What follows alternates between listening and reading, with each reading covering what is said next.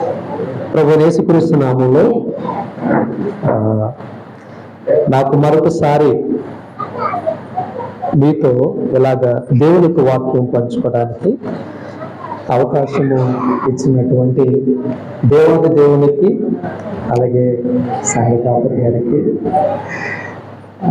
నిజంగా చాలా ఆసక్తితో దేవుని వాక్యాన్ని వినడానికి వచ్చిన మీ అందరిని బట్టి కూడా నేను దేవుని స్తుతిస్తున్నాను. మీ అందరికీ వందనాలు. God bless you one and all. Amen. Right. నిజంగా చాలా మంచి ఇందాక అయ్యగారు చెప్తున్నట్టు నేను చాలా సంఘాలకు వెళ్తూ ఉంటాను. అంటే చాలా తక్కువ సంఘాలకు నేను వెళ్తూ ఉంటాను.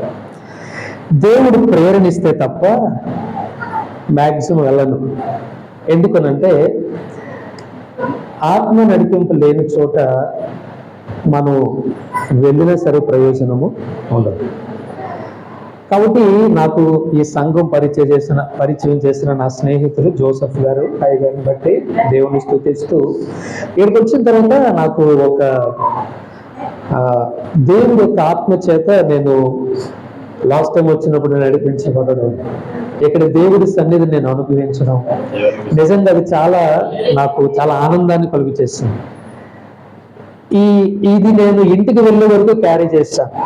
నేను పడుకున్నంత వరకు, యాక్చువల్లీ నైట్ 12:30 అవుద్ది నేను పడుకున్నప్పుడు, అప్పటి వరకు నేను క్యారీ చేశాను ఆ ప్రెజెన్స్ అని. అంటే నాకు తెలియదు, కానీ ఇది మాత్రం చాలా ఎక్స్టెండ్ అయ్యి చాలా అభివృద్ధి పొందుతుంది అని నేను ఆల్రెడీ లాస్ట్ టైం వచ్చినప్పుడే హల్లెలూయా. రైట్. అదే అంత మాత్రం కాదు, అయ్యగారికి మంచి ఆలోచన. 30 దినాలు మిమ్మల్ని ఆత్మలో పోషించడము, జీవవాక్యము చేత సంఘాన్ని బలపరచడం అనేది అది చాలా హర్షించదగిన విషయం.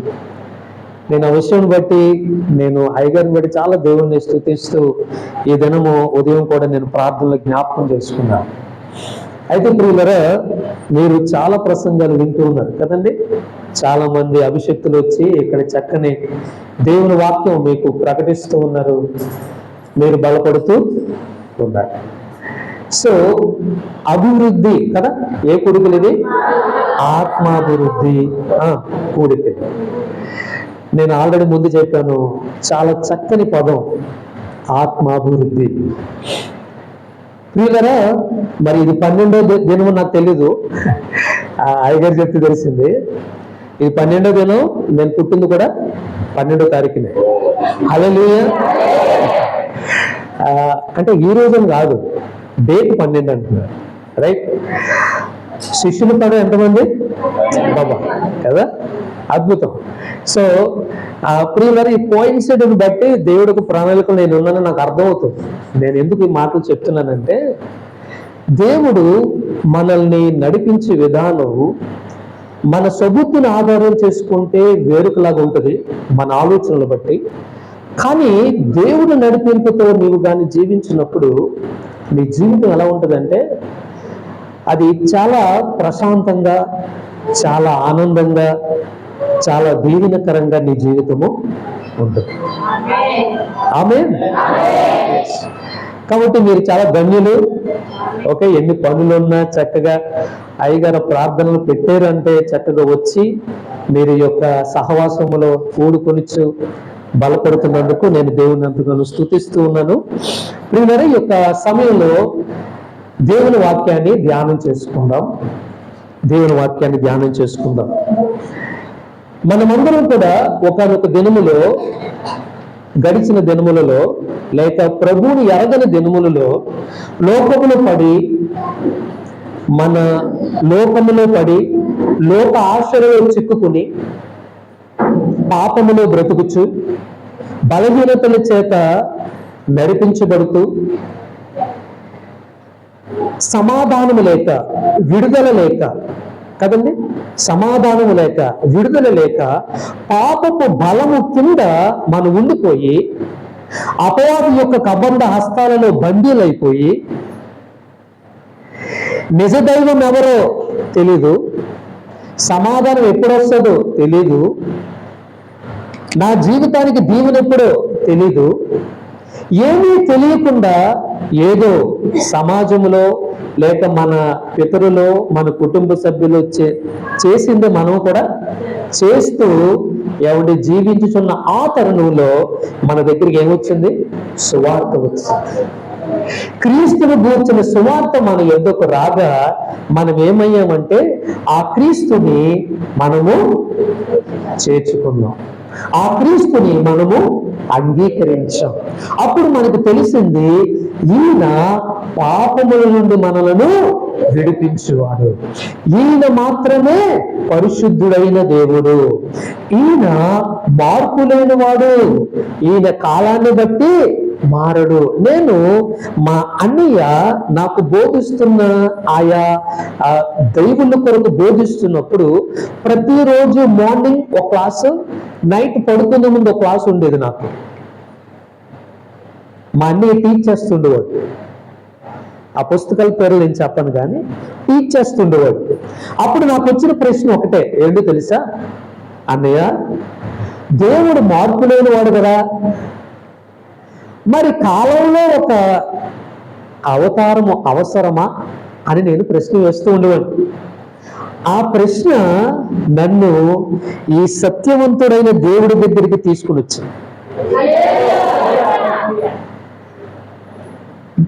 మారేవాడు మనిషి అండి. డబ్బున్నప్పుడు ఒకలాగా, లేనప్పుడు ఒకలాగా, కాలానుగుణముల స్థితిగతులను బట్టి మారేవాడు మనిషి, దేవుడు కాదు.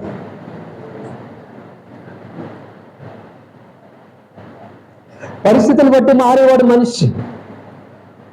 ఎందుకంటే ఆ పరిస్థితులు అది జరగలేదు కాబట్టి ఇంకోలా మారుతాడు. మరి దేవుడికి సమస్తము సాధ్యం కదా, అది జరగలేదా అని నేను ప్రశ్న వేసేవాడు. ప్రియులారా, ఈయన మారుని దేవుడు, మార్పు లేనివాడు. ఈ దైవాన్ని మనము హత్తుకున్నాం. ఈ కలవరి రక్తములు మనమందరూ కడగబడ్డాం. మనల్ని ఆయన నీతిమంతులుగా తీర్చాడు. మన క్రియల వల్ల మనం ఎన్నడూ నీతిమంతులము కాలేము. నేను చేసిన భక్తి ఎవరు చేసి ఉండరేమో,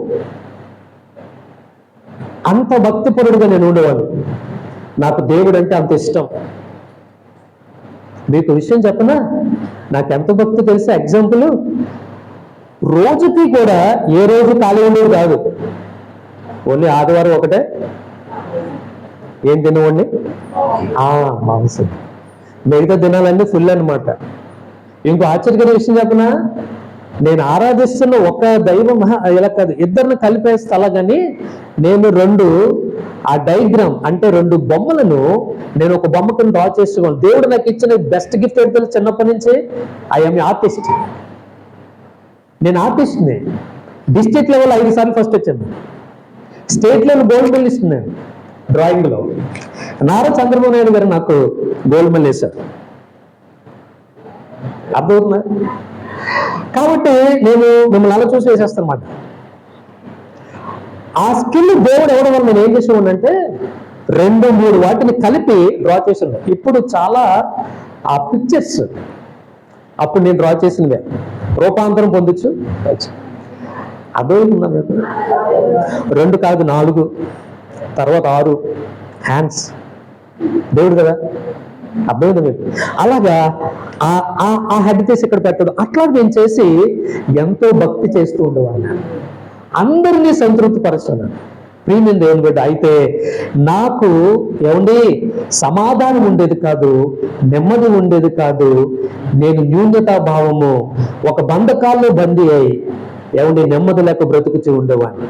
పైకి భక్తిపరుడుగానే ఉండేవాడిని అండి, కానీ నాలో నెమ్మది ఉండేది కాదు, నా క్యారెక్టర్లో చేంజ్ ఉండేది కాదు.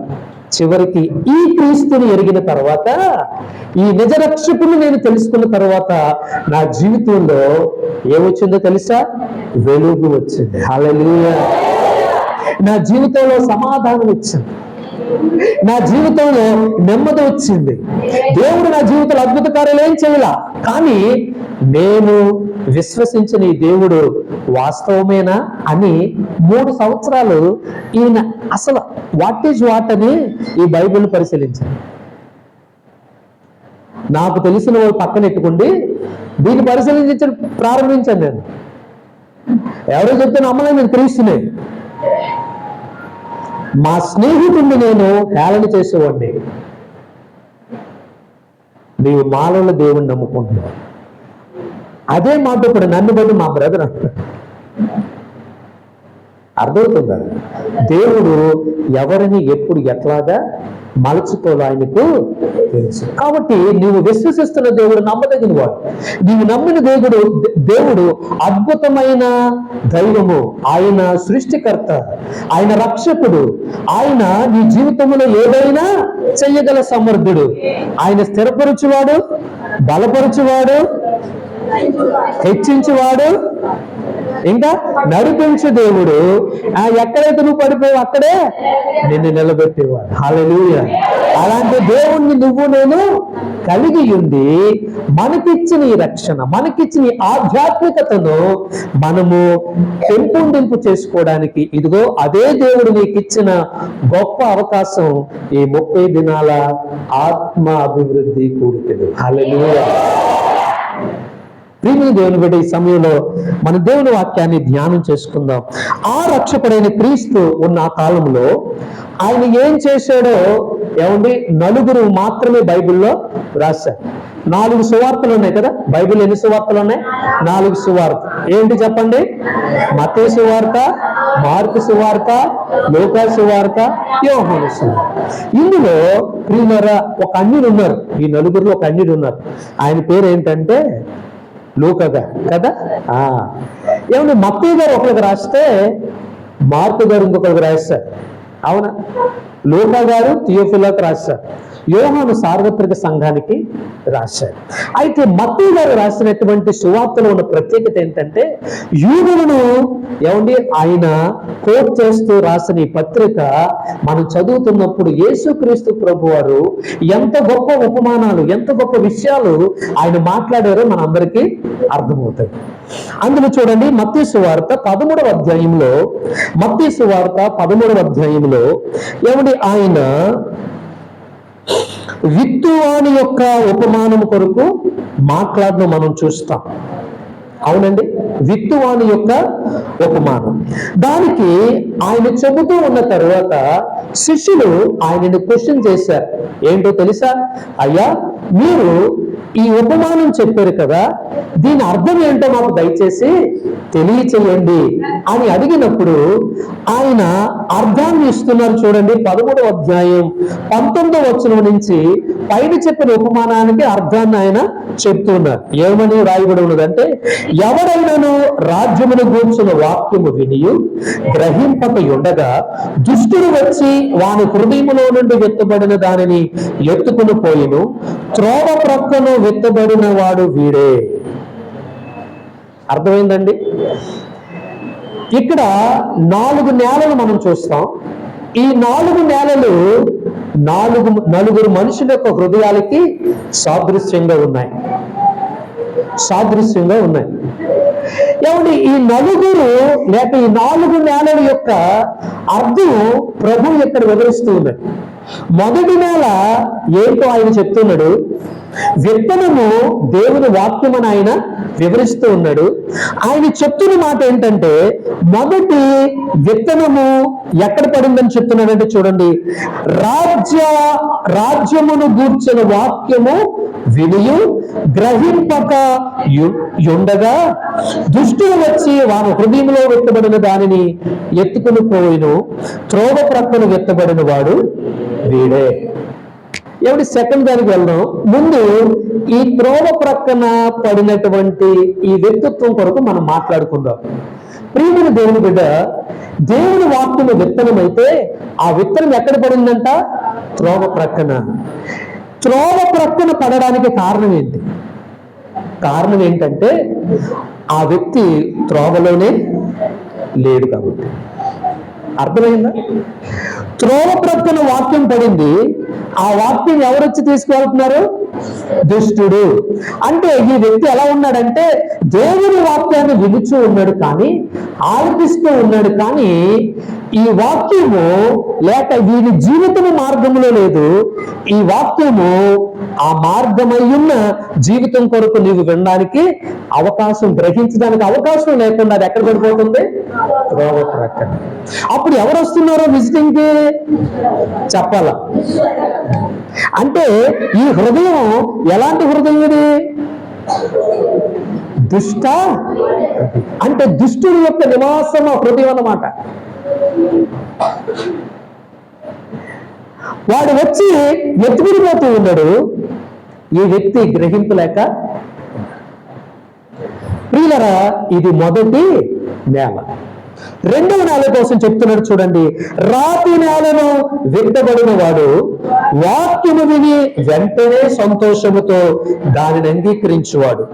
అయితే అతనిలో వేరు లేనందున అతడు కొంతకాలము నిలుచును గాని ఏమండి వాక్యము నిమిత్తము శ్రమ అయినను హింస అయినను కలుగు గాని అభ్యంతర పడును. ఈ నేల ఎలాంటిదంటే రాతి నేల. వెంటనే వీరు ఎలా ఉంటారు తెలుసా? రెండు విషయాలు చేస్తారు. ఒకటేంటి తెలుసా? వాక్యం ఎలా ఉందో తెలుసా? అద్భుతం. ఎలా ఉంది? అద్భుతం, సంతోషం అన్నమాట. అబ్బబ్బబ్బా, ఏ వాక్యం అండి! అవునా? రెండోది, వారు దాన్ని తీసుకుంటారు, అంగీకరిస్తారు. ఎస్, కరెక్ట్, ఇలాగ ఉండాలి మనం అంటారు. కానీ కొంతకాలము ఏమండి అక్కడ ఒక మాట రాయబడింది ఏంటంటే, అయితే అతనిలో వేరు లేనందుననే మాట. వేరు లేనందుననే మాట. చూడండి, వాక్యము విన్న వీరు ఎలా ఉంటారనంటే వేరు లేనందుననే మాటకు అర్థం ఏంటో తెలుసండి. ఇప్పుడు ఒక చెట్టు పైకి ఫలించాలంటే కింద ఏమవ్వాలా? వేరు తన్నారు. వేరు లేకపోతే అది అసలు జీవిస్తుందా? జీవించు. అంటే ఒక మాటలో చెప్పాలంటే ప్రాసెస్ అనేది జరగాల. నువ్వు విన్న వాక్యానికి తగిన చర్య నువ్వు ఏం చేయాలా? చెయ్యగలగాలి. లేకపోతే నీవు ఫ్రూట్ఫుల్ అనేది నీ జీవితంలో రాదు. నీవు పచ్చగా ఉండలేవు. ఒక మాటలో చెప్పాలంటే చెట్టు పచ్చగా ఉంటే ఏంటి దానికి సూచన తెలుసా? అది ఆరోగ్యంగా ఉంది. చెట్టుకి ఫలము కాస్తే ఎస్, అది ఆరోగ్యంగా ఉంది. అది ఆరోగ్యంగా ఉంటే అనేక ఆకలి తీరుస్తుంది. అది ఫలము ఫలిస్తే అనేకులకు ఎలా ఉంటది? అవసరము తీర్చేదానిగా ఉంటది. అది వేరుకన్ని చక్కగా పైకి ఏపుగా చక్కగా ఎదిగితే ఏమన్నా అది అనేక పక్షులకి నీడనిస్తుంది, మనుషులకు ప్రయోజనకరంగా అది ఉంటుంది. ప్రియులారా, దేవుని వాక్యము విన్న ఈ హృదయం కలిగిన వారు ఎలా ఉంటారంటే ప్రాసెస్ అనేది జరగదండి. వారిలో వేరనేది తన్నదు. దాని వలన వారు ఎలా ఉంటారని వాక్యం చెప్తుందో తెలుసా? ప్రియమైన దేవుని బిడ్డలారా, చూడండి, వారు కొంతకాలము వేరు లేనందున కొంతకాలము నిలుచును గాని. అమ్మా, కొంతకాలమే. ఎంతకాలం? కొంతకాలం నిలిచిన గాని వారికి ఏమవుతుంది? శ్రమ, హింస వచ్చినప్పుడంట ఏం చేస్తారు? వాళ్ళు అభ్యంతర పడిపోతారు.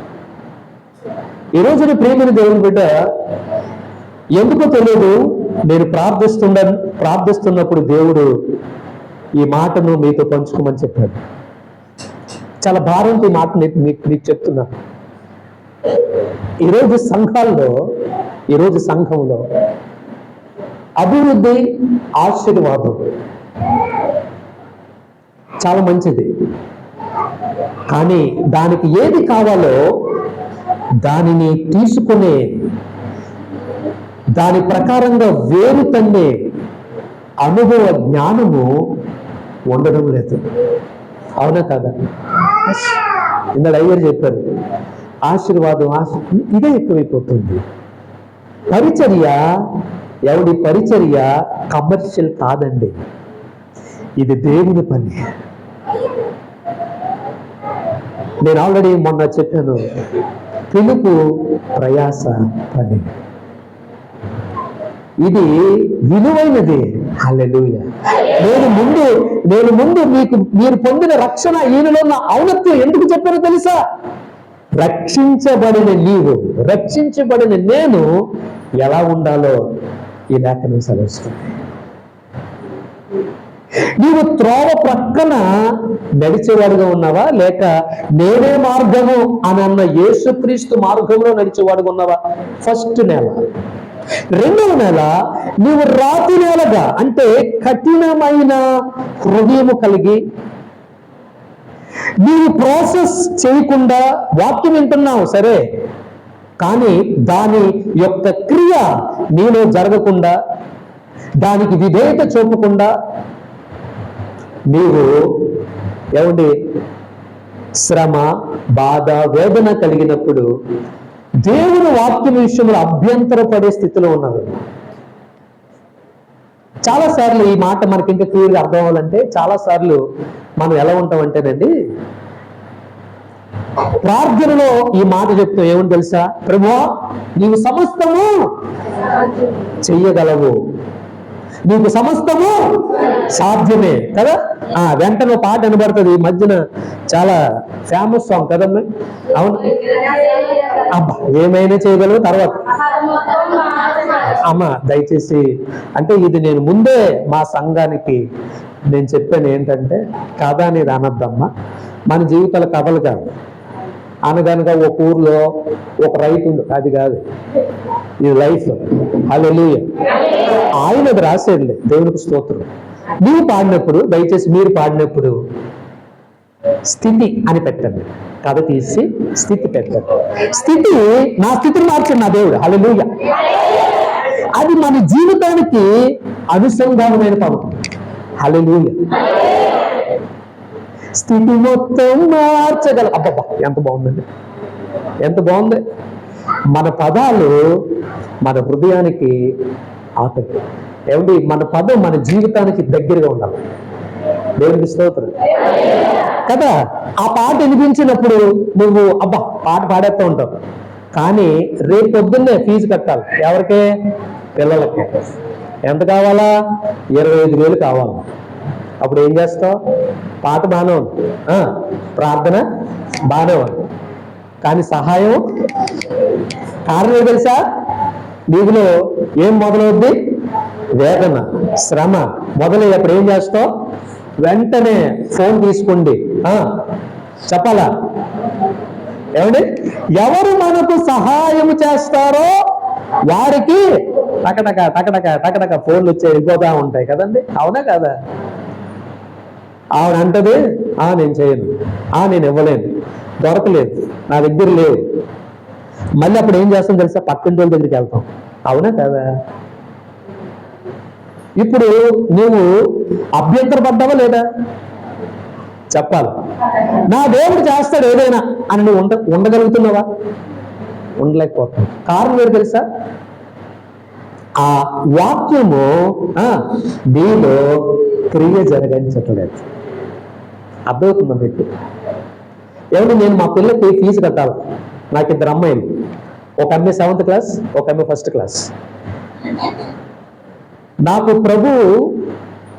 నాకు వివాహం అవ్వక ముందే నేను ప్రార్థన చేసుకుని నాకు అమ్మాయిలను దయచేసి ప్రార్థన చేశాను. దేవుడు నాకు అమ్మాయిలు ఇచ్చాడు. నాకు అమ్మాయిలు అంటే చాలా ఇష్టం. నాకు 3 అక్కలు, నేను వాళ్ళతో పెరిగాను. నాకు స్త్రీ అంటే లేక చాలా ఇష్టం అన్నమాట. ఎందుకు తెలుసా? వాళ్ళు పడే త్యాగం, వారు చేసే త్యాగం, వారు చూపించే ప్రేమ, వారిలో ఉండే మంచి గుణలక్షణాలు నన్ను అంతగా మరిచాయి. ప్రియమైన దేవుని బిడ్డ, మా అమ్మాయి పెద్ద అమ్మాయికి ఫీజు కట్టడానికి నాకు 24,350 రూపాయలు కావాలి. ఎంత? 24,350. రేపటితో లాస్ట్ డేట్. ఏం చేయాలో అర్థం కావట్లేదు. నాకు ఈ మాటే గుర్తొస్తుంది. దేవుడు నాతో మాట్లాడుతున్నాడు, నమ్ముట నీ వల్ల అయితే నమ్మోనికి సమస్తము రైట్. దేవుడు వాక్యం సెలవిస్తుంది. ప్రార్థన చేసుకున్నాను, అయిపోయింది. ప్రియమైన దేవుని బిడ్డ, నేను దాని కొరకు మర్చిపోయాను, ఎందుకంటే దేవుడు తప్పకుండా నాకు సహాయము చేస్తాడు. అద్భుతం ఏం తెలుసా మీకు, నాకంత ఒకేసారి నేను ఎవరిని అడగను. నా చిన్నప్పటి నుంచి మా అమ్మగారు నాకు నేర్పించింది ఏంటంటే, ఏ స్థితిలో ఉన్నా నువ్వు దాంట్లోనే సంతృప్తి కలిగి బ్రతుకొని నేర్పించాలి. అలాగే జీవిస్తున్నటువంటి తరుణంలో మా పాప ఫీజు అద్భుతం, ఆశ్చర్యం అనమాట. ఎంత ఆశ్చర్యం అంటే, నేను ఆర్టిస్ట్ అని చెప్పాను కదా, నాకున్న ఒక ఫ్రెండ్ అన్నీ అంటాను, ఆయన వచ్చినప్పుడు దానికి ఒక వారం రోజుల ముందు ఆయన యుఎస్లో ఉంటాడు. ఆయన వచ్చిన తర్వాత తమ్ముడు అంటాడు నన్ను, తమ్ముడు నువ్వు వేసిన హ్యాండ్ పెయింటింగ్ చాలా బాగుంది, అయ్యగారికి ఇవ్వాలని మొన్న ఆశపడ్డాను. హ్యాండ్ పెయింటింగ్ చాలా బాగుంది, ఆ పెయింట్స్ నాకు ఐదు ఫ్రేమ్స్ చేసి, నువ్వు వేసిన పెయింట్ ఫ్రేమ్స్ చేసి నాకు ఇవ్వి, అవి నాకు కావాలన్నాడు. అన్న వాటికి అయ్యే ఖర్చు మరి అంటే, నేను ఇస్తాను, నాకు ఎంతో చెప్పంటే ఇచ్చేసాను. వాటికి అయ్యే ఖర్చు ఆయన ఇచ్చేసారు. ఒక్కొక్క దాన్ని 1000 రూపీస్ చెప్పిన 5,000 ఇచ్చేసారు. ఆయన పట్టుకెళ్ళిపోయాడు. నేను ప్రార్థన చేస్తున్నాను, ప్రభు మా అమ్మాయి ఫీజు కట్టాలి, సహాయం చేయొచ్చు. అద్భుతం ఏం తెలుసా, ఈయన అమెరికా వెళ్దాం. అమెరికా వెళ్ళిన తర్వాత ఆయనకు ఆలోచనలు వచ్చింది నాకు తెలియదు. ఈ 5 ఫ్రేమ్స్ వాళ్ళ చర్చిలో ఉన్న సంఘ పెద్దలకి అమ్మాడు. అర్థమైందా? ఒక్కొక్క ఫ్రేమ్ ఎంత అమ్మాడు తెలుసా? 5,000 అమ్మాడు. అక్కడ కరెన్సీ మనకు 5,000 అమ్మాడు. అది నాకు తెలియదు, తనకు అవసరమేమో అనుకున్నాను. అయిన తర్వాత ఏమైంది తెలుసా, కరెక్ట్గా రేపు నాకు కావాలా, ఈ రోజు వరకు ప్రార్థన చేశాను, పొద్దున్న బండి ఎలా తీస్తున్నాను, వాక్యం చదువుకున్నాను, బండి తీస్తున్నప్పుడు నా మొబైల్ టింగ్ మనం ఏంటి మెసేజ్ ఇచ్చిందని చూస్తే నా దాంట్లో 25,000 రూపాయలు క్రెడిట్ అయింది. అప్పుడు నేను అలాగ అనలేదు, అలాగే అనలేదు, నాకు భయం వేస్తుంది. ఎందుకంటే ఎవరు పంపించారు ఇది? ఫోన్ చేసి అప్పుడు వెంటనే కాల్ ఇచ్చాను, తమ్ముడు నేను అన్న చెప్పండి అంటే ఈ స్టోరీ అంతా చెప్పుకోవచ్చు. ఎందుకో తెలియదు తమ్ముడు, నాకు అలా అనిపించింది, నేను చేశాను, ఎందుకో తెలియదు అని పెట్టేస్తే నేను అన్నాను, థ్యాంక్ యూ అన్నాను, పెట్టేశాను. ఆ తర్వాత నేను ఎందుకు మీరు అన్నారు కదా, హల్లేలు, అప్పుడు అన్నాను, దేవుడికి స్తోత్రం.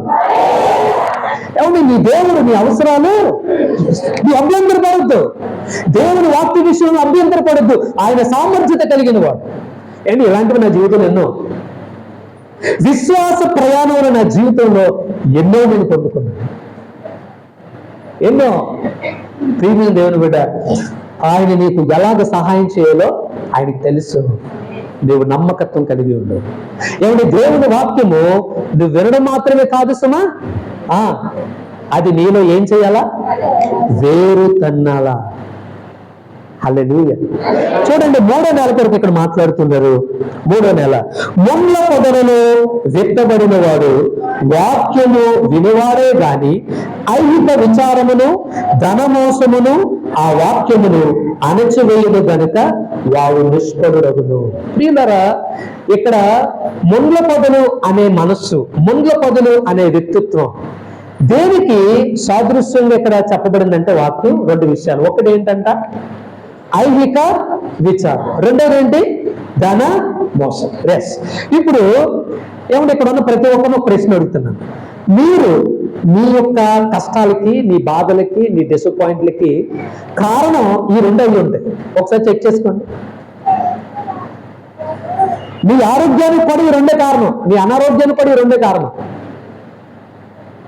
చెప్పని ఎగ్జాంపుల్, నీ దగ్గర డబ్బు ఎక్కువ ఉందండి, నువ్వు ఎలా ఉంటావు?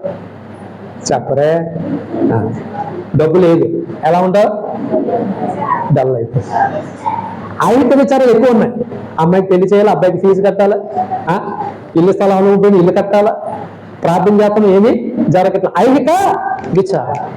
ఏమంటే ఆదివారం వచ్చి సేవకులు చెప్తున్న వాక్యం వింటున్నావు, కానీ ఇంటికి వెళ్ళిన తర్వాత ఈ వాక్యము కంటే ఏది నిన్ను కృంగదీస్తుంది? ఐహిక విచారం. అయ్యో ధనము లేదు, ధనమేమి, ఇది ఈ డబ్బు లేక ఈ విచారము నిన్ను ఏం చేస్తుంది? ఎదగకుండా చేస్తుంది. ఏమన్నా అక్కడ అంటున్నాడు, అణిచివేయును గనుక అనే మాట. అణిచివేయును గనుక నువ్వు ఎలా ఉంటున్నావు? నిష్ఫలుడుగా. ఫలములు ఉండడం లేదు ప్రియులారా, జీవితాల్లో ఫలాలు ఉండడం లేదు. కారణం ఏంటో తెలుసా? నిన్ను రూల్ చేసేది ఐహిక విచారం. వాక్యం నిన్ను నడిపించలేకపోతుంది. దేవుని యొక్క సేవకుడు చెప్తున్న మాట, దేవుడి మాట నిన్ను రూల్ చేయలేకపోతున్న కారణం ఏంటంటే వాటికంటే ఎక్కువగా ఇవి నిన్ను ఏం చేస్తున్నాయి? ఏలుతూ ఉన్నాయి. ఈరోజు ప్రియమైన దేవుని బిడ్డ అర్థం చేసుకుందాం. బైబిల్లో ఒక ఆయన ఉన్నారు. ఆయన పేరు ఏంటంటే ఎలీషా కదా. ఎలీషా అని ఒక ఆయన ఉన్నారు, ఆయన గొప్ప ప్రవక్త. ఆ ప్రవక్త దగ్గర ఒక ఆయన ఉన్నారు, ఆయన అసిస్టెంట్ గెహజీ. ఎలీషా దగ్గర ఎందుకున్నాడంటే ఎలీషా అభిషేకములో పాల్పంపులు పొంది ఎలీషా వంటి గొప్ప కార్యాలు తన ప్రజలకు, దేవుని ప్రజలకు చేయడానికి, ఆ దేశ ప్రజలకు చేయడానికి ఎలీషా తర్వాత ఎవరో? గెహజీయే. కానీ ఆ గెహజీ తన పని ఏంటో మర్చిపోయాడు, తన స్థితి ఏంటో మర్చిపోయాడు, తను అక్కడ ఎందుకున్నాడో మర్చిపోయాడు. తన హృదయము దేని వెంట పరిగెత్తింది? ధనము వెంట పరిగెత్తింది. ఈరోజు ప్రియులారా, మనము కూర్చున్న స్థలం ఎంత యోగ్యమైందో, మనల్ని రక్షించిన దేవుడు ఎంత శక్తిమంతుడో, ఆయన పెట్టిన ప్రాణం ఎంత విలువైందో, ఆయన కార్చిన రక్తం ఎంత పరిశుద్ధమైనదో, నీకిచ్చిన రక్షణ ఎంత యోగ్యమైనదో మనము ఎరగకపోతే మనల్ని ఏమి ఆలతాయి చెప్పాలా? విచారములు ఈ లోకములో ఉన్నటువంటివి ఏలతాయి. ధనము మనల్ని ఏలతాది ప్రియులారా. మన హృదయము దాని వెంబడే అది కావాలని కోరుకున్నాడు. అందుకే యేసుప్రభువు ఏమన్నారు తెలుసా? ఒక వ్యక్తి ఇద్దరికి దాసులు కాలేరు. ఎవరిద్దరికి? ధనానికి, దేవునికి దాసులు కాలేరు. ఇంపాసిబుల్. ఎందుకు తెలుసా? డబ్బు ఏం చేస్తుందంటే, చూడండి, డబ్బు ఏం చేస్తుంది తెలుసా? నిన్ను మార్చేస్తాడు. దేవుడు ఏం చేస్తాడంటే నిన్ను మార్చేస్తాడు. రెండూ చేస్తాయి, కానీ మార్పులో తేడా.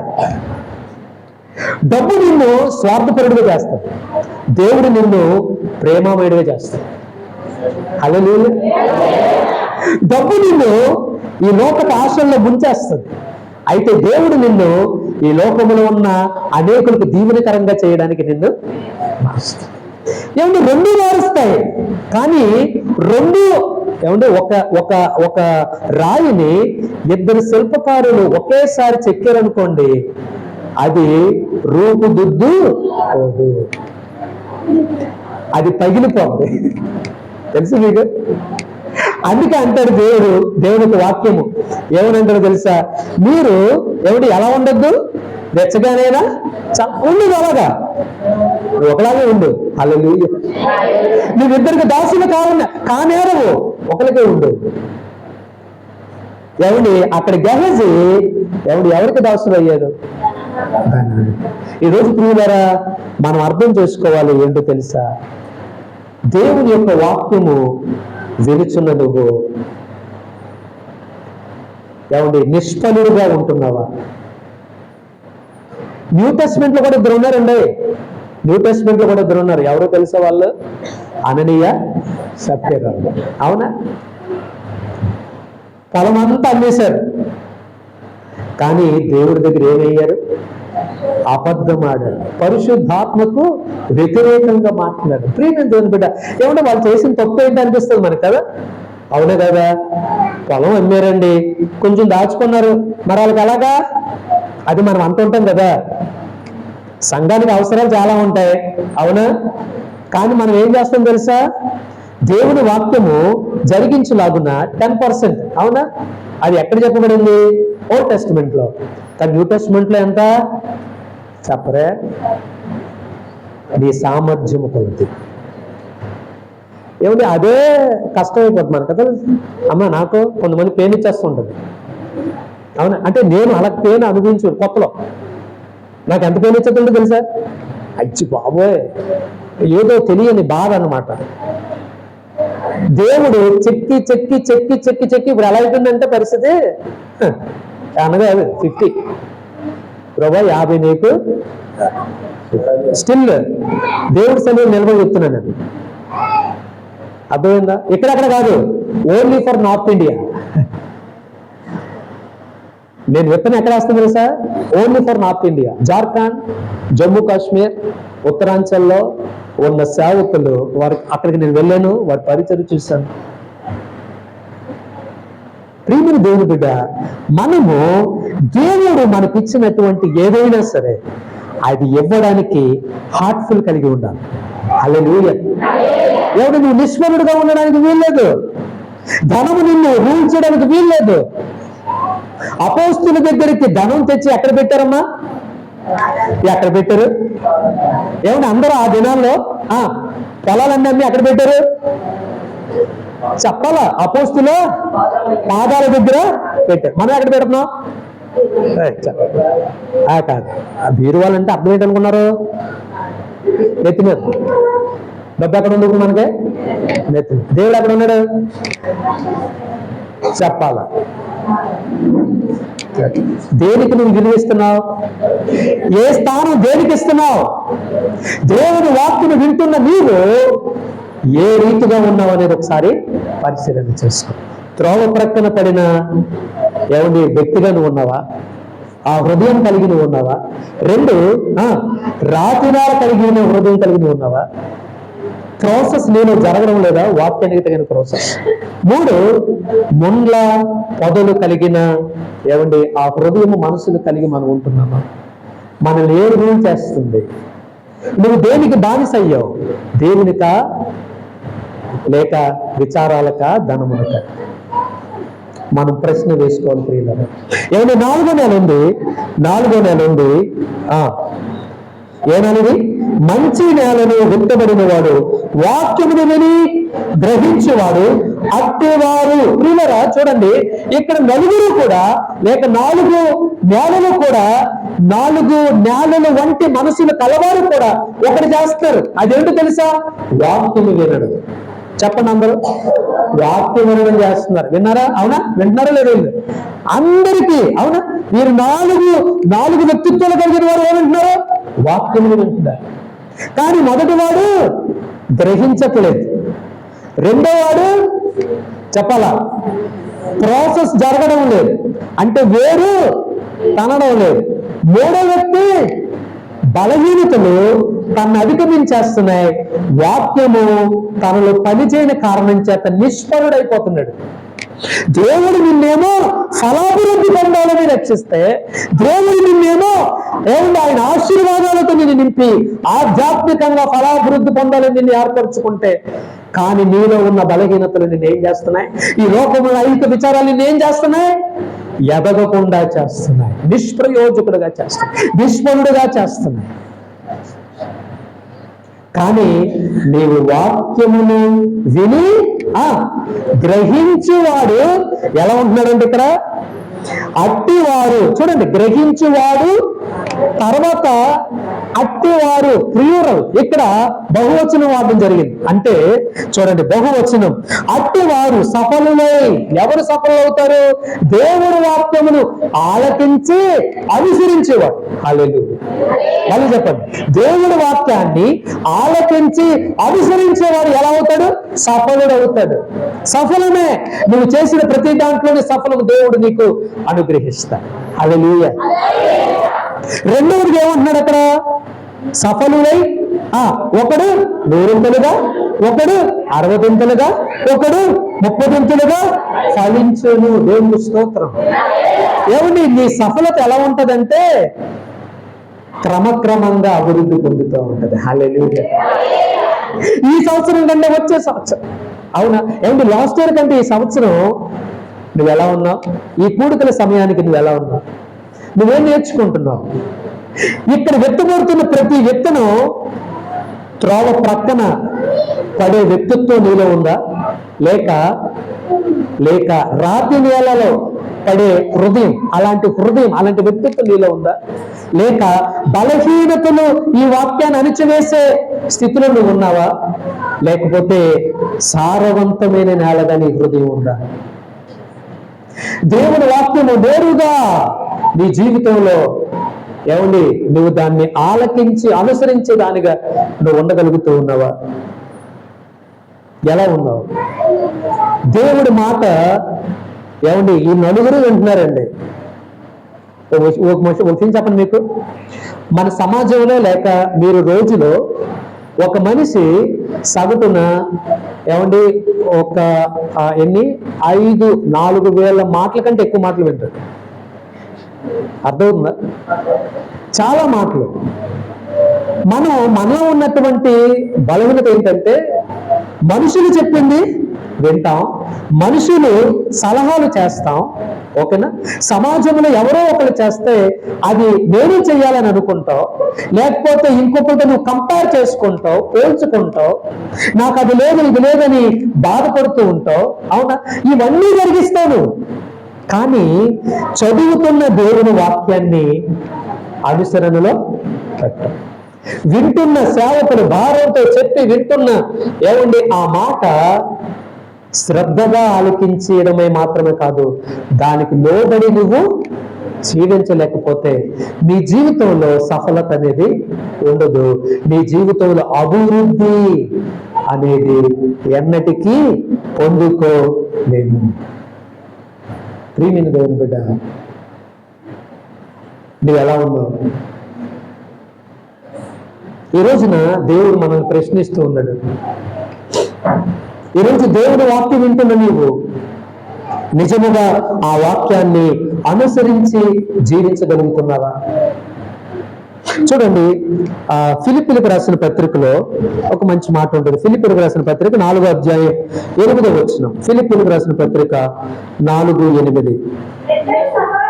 మెట్టుకు సహోదరులారా, మెట్టైనను ఉండని ఎడల ఏవి సత్యమైనవో, ఏవి మాన్యమైనవో, ఏవి న్యాయమైనవో, ఏవి పవిత్రమైనవో, ఏవి రమ్యమైనవో, ఏవి ఖ్యాతి గలవో, హల్లెలూయా, వాటి మీద ధ్యానం ఉంచండి. మనం అన్ని పరిశీలన చేస్తాం.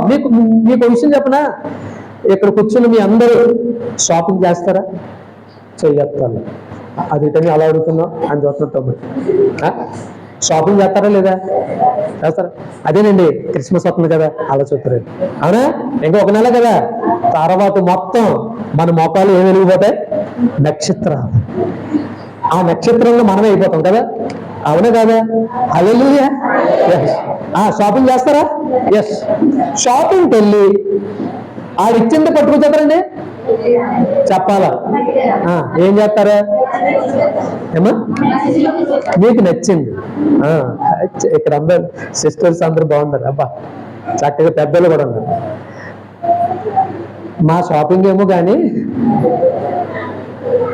అక్కడ షాపింగ్ ఉంటుంది. ఎలాగలక కాదు కదా అమ్మా. కళామందిర్ అయిపోద్ది, పక్కన సిఎంఆర్ అయిపోద్ది, పక్కన సౌత్ ఇండియా అయిపోద్ది, నార్త్ ఇండియా వరకు వెళ్ళిపోతుంది. దేనికోసం? చీర కోసం. కాళ్ళు పీకేస్తుంటే మాకు అమ్మ అయిందా? ఇంకా అవ్వలేదు. చూస్తే నచ్చలేదు, కలర్ నచ్చలేదు, ఇక్కడ బార్డర్ నచ్చలేదు, అక్కడ టైట్ నచ్చలేదు, టైట్ నుంచి డిజైన్ ఉండదు కదా, నచ్చలేదు అమ్మకే. అది అయ్యో ఏంటిది అంటే కాళ్ళు అరిగిపోతుంటే కానీ చీర మాత్రం అలా ఉంటుంది పరిస్థితి. అవునా? అంటే ఈ మాట ఒకసారి మనం గుర్తుపెట్టుకుంటే, కట్టుకున్న దానికే జస్ట్ నువ్వు ఒకసారి కట్టుకుంటే అది పాత కదా. ఒక్కసారి కట్టుకుని నీ వస్త్రానికి నువ్వంత సమయము, ధనము, నీ జ్ఞానము ఉపయోగిస్తే మరి దేవుడి వాక్యానికి నువ్వేం ఉపయోగించాలి? ఆధ్యాత్మిక విషయంలో నువ్వు ఎంత జ్ఞానము కలిగి నేర్చుకోవాలి. మొబైల్ ఫోన్ ఏది పడితే కొనేస్తావా? రెడ్మీయా, వివోవా, ఐయా, క్యూవా? అవునా? ఇప్పుడు ఏదో వచ్చింది ఐక్యూ అంట. అవునా? ఐక్యూ అంటే అర్థం ఏంటి తెలుసా? నీకు తెలుసా? ఏంటి చెప్పు. ఐక్యూ అంటే అర్థం ఏంటి తెలీదా? ఎందుకులేండి, రికార్డ్ అవుతుంది. ప్రియులరా, కొన్నిటికి అర్థం తెలియదు, కానీ మొబైల్స్ డివైజ్ను మాత్రం ఎంచుకొని కొంటూ ఉంటాం. చీర, నువ్వు ఆభరణం, నువ్వు ఏది కొన్నానండి, ఏది పడుతుంది నువ్వు కొనవు, ధరించవు, తింటావా పోనీ? అమ్మ కొనేది 1 కేజీ బెండకాయలే, ఎన్నిసార్లు మిగులుతుంది చెప్పాలా? అవునే కదా. వంకాయలు ఎన్నిసార్లు అవి తీసుకొచ్చద్దు. బాబా అమ్మాయి కొంటావా నువ్వు అంటాడు, కొంటావు నువ్వు అంటాడు అన్న. ఒకసారి నేను అలాగే వెళ్ళాను, ఒక షాప్కి వెళ్తుంటే తల్లిగారు ఇచ్చారు, నాకు అయిపోయింది. ఆవిడ ఇంకా అవ్వట్లేదు, నేనేమో ఆవిడ ఇంకా ఎంత కొంటుందో చూస్తున్నాను. ఏ రకం మొత్తం నేను ఏంటి ఏది అందులో పర్లేదు బయట వేస్తాం. అమ్మా పన్ను మానే కానీ వాడేద్దామ్మాయి, అర్థమవుతుందా? మంచి ఏం కొట్టలేస్తుందా బాలేను బయట, అర్థమవుతుంది. కొంతమంది ఇలా ఉంటారు, అది మనకి మనం కూడా అలాగే చేస్తాం. ఏది పడితే తినం, ఏది పడితే అది తాగం, ఏది పడితే ధరించుకోం, ఏది పడితే అది చెయ్యము.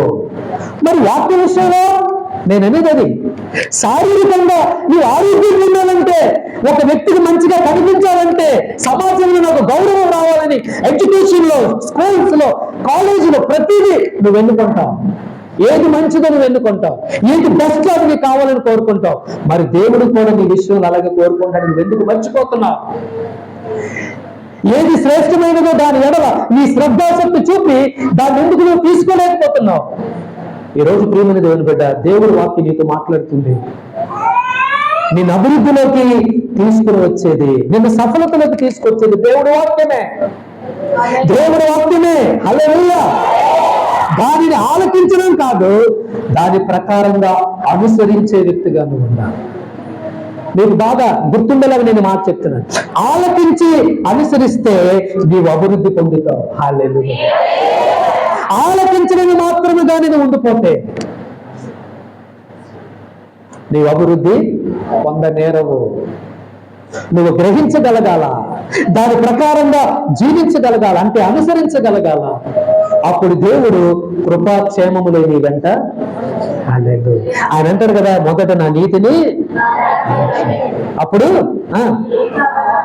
అడగండి అప్పుడు అవన్నీ మీకు నీ తండ్రికి తెలుసు. ఆకాశ పక్షులు చూడండి, అవి విత్తము, కోట్లలో కూర్చుకో, కానీ మనం అంతా చేస్తాం. విత్తుతాము, పోతాము. SBI, ICICI కోట్లండి, కోట్లలో కూర్చుకోవడం అంటే ఏంటనుకున్నారా? బ్యాంక్ అకౌంట్లు తెలుసా మీకు? అంటే మీకు అర్థం కావట్లేదా? అదే డాక్టర్ అండి, అదే డాక్టర్. పొదుపంతా, పెట్టేదంతా ఎంత వస్తుంది, ఎంత, అది కోట్లు. మరి ఎన్ని కూర్చుకుంటాం, కానీ మరి ఈ లోకాన్ని విడిచిపెడితే నీ ఆత్మకెంత, నీ ఆధ్యాత్మిక పరిపక్వత ఎంత, వాక్యములో నీ వేరెంత, ఎంత లోతుగా నువ్వు వేరు కన్ని ఫలించావు. ఆకు వారక, అవునా, నీటి ఓరన నాటబడిన చెట్టు వలె. ఎవరు? ఆయన వాక్యమును ధ్యానించేవారు. ఎప్పుడెప్పుడు?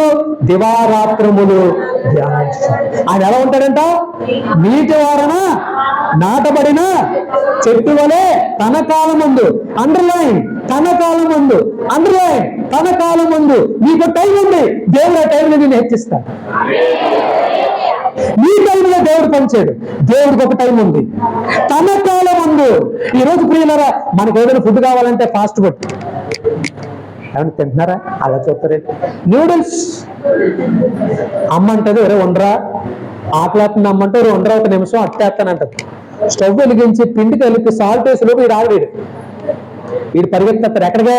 సెంటర్లో. దేనికి? నూడిల్స్ నూడిల్స్ నూడిల్స్ తినడానికి వెళ్ళిపోతుంది.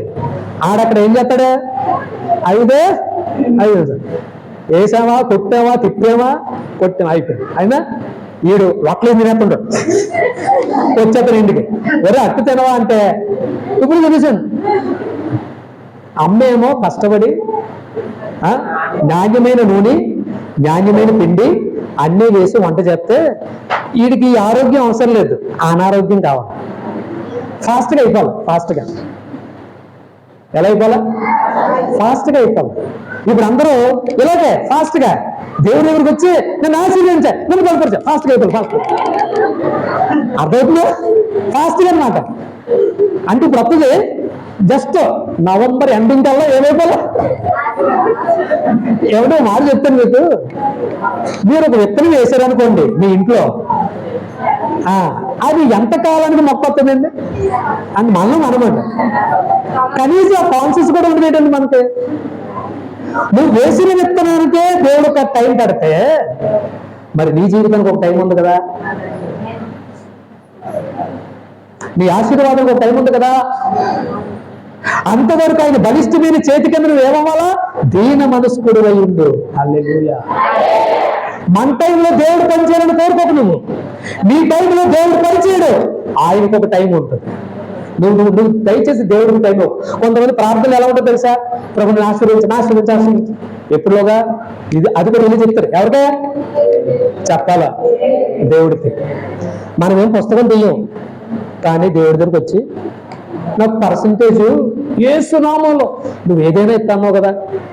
ఒక చెల్లి ప్రార్థన చేస్తుంది, విన్నాను నేను. ఏంటో ఒక్కసారి నా చెవిలోనే పడతాయి ఇలాంటి ప్రార్థన అయ్యే వరకు అక్కడే నించున్నాను. అయిపోయిన తర్వాత పిలిచి, అమ్మ ఎంత టైం నువ్వు స్టడీకి ఎంత టైం ఇస్తున్నావు అన్నా. అని ఇంట్లో పనులు అన్నీ కూడా కదపలేదని గంట. నువ్వు అడిగిన దానికి నువ్వు స్పెండ్ చేసిన దానికి ఏం సంబంధం ఉందా? నేను అన్నాను, అమ్మ నీకు 3 ఉండిపోతాయి, ఇంకా పరీక్ష రాయలే, ఎన్ని 3 ఉండిపోతాయమ్మా, సమాధానం కలగాను అన్నాను. ఉంటుంది కదా కొన్ని సార్లు మనకు లోపల పైకి అలా కనిపిస్తాం కానీ అదే శాంతంగానే లోపల మాత్రం అగ్ని గోళాలు ఉంటాయి. అవునా? పేరు శాంతమ్మే, పేరేంటి? శాంతమ్మ. ఆ శాంతమ్మలో ఉన్న శాంతం ఎక్కడ చూడాలా? కుళాయి దగ్గర చూడాలా. శాంతములో ఉన్న శాంతం వాటర్ ట్యాంక్ దగ్గర చూడాలి. అవునా? శాంతమైన శాంతం ఎవరైనా ఒక మాట అంటే చూడాలి. అబ్బబ్బా, అగ్ని గోళం పగిలిపోయినట్టే పరిస్థితి. అన్ననా యాజ్ ఇట్ ఈజ్ అదే జరిగింది.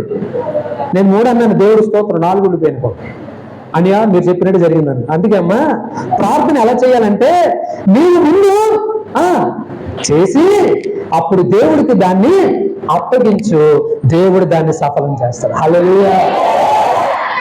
కాబట్టి ప్రియమైన దేవుని బిడ్డ అర్థం చేసుకుందాం. నీవు ఏవి యోగ్యమైనవో, ఏవి సత్యమైనవో, ఏవి మాన్యమైనవో దేవుడు నీకు జ్ఞానం ఇచ్చాడు. నువ్వు ఆలోచించుకుని ఒక దాన్ని నువ్వేం చేయాలా? ఎన్నుకోగలగాలి, దాన్ని చేపట్టగలగాలి. అదేంటో తెలుసా? నీ చేతిలో ఉన్న 66 గ్రంథాల దివ్యమైన దేవుని వాక్యం. హల్లెలూయా. ఆ వాక్యాన్ని నువ్వు చదవాలా? ఆ వాక్యం ఇక్కడ బోధిస్తుండగా నువ్వు వినాలా? దాని ప్రకారంగా నువ్వు అనుసరించి ఆలకించి అనుసరించినప్పుడు నువ్వు అభివృద్ధి పొందుకుంటావు. ప్రియమైన దేవుని బిడ్డ, నీ చేతిలో ఉన్న ఈ తెలుగు బైబిల్ కొరకు ఈ బైబిల్ వెనక ఎంతో మంది మిషనరీల యొక్క ప్రాణత్యాగం ఉందని మర్చిపో. వీరిని కేరే భక్తుడు తన కుటుంబాన్ని త్యాగం చేసి దేశం వచ్చి భాష నేర్చుకుని తన భార్య పిచ్చిదైపోతే, తన కుమారుడు చనిపోతే, ఎవరు సమాధి చేయకపోతే విలియం కేరీ తన సొంత చేతులతో తన కుమారుడిని సమాధి చేసుకుంటూ ట్రాన్స్లేట్ చేసిన పరిశుద్ధ గ్రంథం. వారికి తపనండి మన భాషలో మనకి దివ్యవాక్యాన్ని అందించడానికి విలియం కేరీ తన జీవితాన్ని సమర్పించుకున్నాడు. ఈ రోజు ప్రియులారా, నీ చేతిలో ఉన్న ఈ దివ్యమైన గ్రంథం వెనకాల ఎంతో మంది యొక్క రక్త త్యాగం, ప్రాణ త్యాగం ఉంది, దేవుని ప్రణాళిక ఉంది. అందుకే మన చేతిలో మన భాషలో దివ్యమైన వాక్యం ఉంది. ఆ వాక్యానికి నువ్వు ఎలా ఉన్నావు? ఆ వాక్యానికి నువ్వు ఎలాంటి విలువిస్తున్నావు? దయచేసి త్రోవ ప్రక్కన పడి హృదయంగా నీ హృదయం ఉండకుండా, రాతి వేళగా నీ ఉండకుండా, ముండ్ల పొదలలో ఆ బలహీనతలకు నువ్వు ఉండకుండా సారవంతమైన నేల కలిగిన దానిగా దేవుని సన్నిధికి వస్తూ దేవుని వాక్యమును ఆలకించి అనుసరించి నడుస్తూ, ప్రియులరా నువ్వు క్రైస్తవుడు అనంటే నువ్వు చెప్పడం కాదండి, నీ జీవితము అనేకులు చూసి దేవుని మహిమపరచాలి. హల్లెలూయా. నీ చేతిలో బైబిల్ ఉంది, దేవునికి స్తోత్రం. మరి నీ హృదయంలో ఉందా? నీ జీవితంలో ఉందా? నీ మాటలో ఉందా? నీ నడవడికలో ఉందా? నీ ప్రవర్తనలో ఉందా? దీర్ఘశాంతుడు అంటున్నావు, నీలో శాంతం ఉండలేదు. దేవుడు సర్వశక్తుడు అంటున్నావు, ఆయన నమ్మే విశ్వాసం ఉండడం లేదు. నువ్వు ఎలా ఉంటున్నావు? నీ జీవితానికి ఈ బైబిల్ అర్థం పడుతుందా? నిన్ను చూస్తుండగా ఈ సమాజం నీలో క్రీస్తుని చూస్తుందా? పరిశీలన చేసుకుందాం. క్రైస్తవుడు అని చెప్పుకోవడం కాదు, క్రీస్తు యొక్క దివ్యమైన ఈ మాటల ప్రకారంగా, వాక్య ప్రకారంగా నీవు బ్రతికినప్పుడే నీవు క్రైస్తవుడు. హల్లెలూయా. ఏంటి, అంత్యయుగంలో ఉన్నవారంట శిష్యులు క్రైస్తవులు అనబడ్డారట. అపోస్తుల కార్యాల్లో ఉంటుంది. ఎవరు శిష్యులు చెప్పనా? గురువు గారి యొక్క ఆజ్ఞను అనుసరించి అలాగే నడిచేవాడే శిష్యుడు. యేసు ప్రభు గ్రేట్ కమిషన్ ఏమన్నారు తెలుసా? సర్వలోకానికి వెళ్ళి సర్వ సృష్టికి సువార్తను ప్రకటించండి, అనేకులను ఏం చేయమన్నాడు? శిష్యులను చేయమన్నాడు, విశ్వాసులు కాదు. శిష్యులు. నువ్వు శిష్యుడు అవ్వాలా? దేవుని వాక్యము నీ జీవితంలో ఉండాలని. శిష్యులే క్రైస్తవులు. హల్లెలూయా. చెప్పుకునేవారుగా కాదు. ఈ సమయంలో మనం ఒప్పుకుందాం, దేవుని సన్నిధిలో ఒప్పుకుందాం. ప్రభువా, ఇదిగో నేను ఈ స్థితిలో ఉన్నాను, నేను నీ వాక్య ప్రకారంగా జీవించలేకపోతున్నాను, దయచేసి నాకు సహాయము చేయండి. నా మాట, నా ప్రవర్తన, నా నడవడిక, నా స్నేహం, నా స్నేహితులు వీరందరూ మారిపోవాలా? నేను రోడ్డు మీద తిరిగివ్వండి, ఇంకా 9 చోట్ల నన్ను చూసినట్టు తిరిగివ్వండి. ఫ్రెండ్ సర్కిల్ చాలా ఉండేది, అర్థమవుతుందా? చాలా రౌడీలు ఉండేవాడిని. ఈరోజు నా స్నేహితులందరూ మారిపోయారు. దేవుడు అలా చేశాడనమాట. ఎవరైనా ఒక స్నేహితుడు ఫోన్ చేస్తే వాక్యం కోసం గంటసేపు మాట్లాడుకుంటాం, జస్ట్ ఓడి కోసం గంటసేపు మాట్లాడుకుంటాం. ఎవరు నేర్చుకున్నావా? నేను నేర్చుకున్న తను నేర్చుకుంటాడు. ప్రియులారా, నీ స్నేహాలు మారాలా, నీ జీవితం మారాలా, నీ ఆలోచనలు మారాలా, నీ నడవడిక మారాలా? ప్రియమైన దేవుని బిడ్డ, నీవు పరిశీలన చేసి నడు.